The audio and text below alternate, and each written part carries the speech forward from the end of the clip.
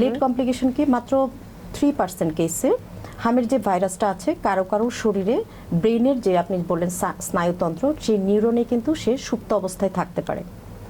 8 থেকে 10 বছর বয়সে এই মানুষটাই হঠাৎ করে দেখা যাবে তার অর্জিত দক্ষতাগুলো হারিয়ে ফেলছে, আনকন্ট্রোল তার এপিলেপসি অর্থাৎ খিঁচুনি রোগ, এবং সে হাঁটতে চলতে পারছে না, খুব দ্রুত সে বেড রিটেন্ড হয়ে যাচ্ছে এবং খুব দ্রুত মৃত্যুর ঝুঁকিতে পড়ে যাচ্ছে।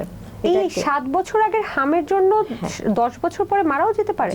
হামের ভাইরাসের একটা সুপ্ত অবস্থা সেই কারণ এটার জন্য এটার জন্য দায়ী।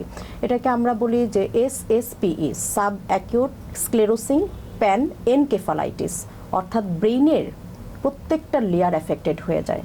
এটা পরবর্তীতে, এটা সবার বেলায় না, যাদের আজকে হাম হয়েছে তাদের বেলায় না, এটা মাত্র বলা হয় 1 to 2% কেসে নিউরনে থেকে যেতে পারে। এটা আইডেন্টিফাই করব কিভাবে যে আমার শিশু বা আমার পরিচিত শিশুর মাথায় হচ্ছে এই ভাইরাসটা সুপ্ত অবস্থায় আছে?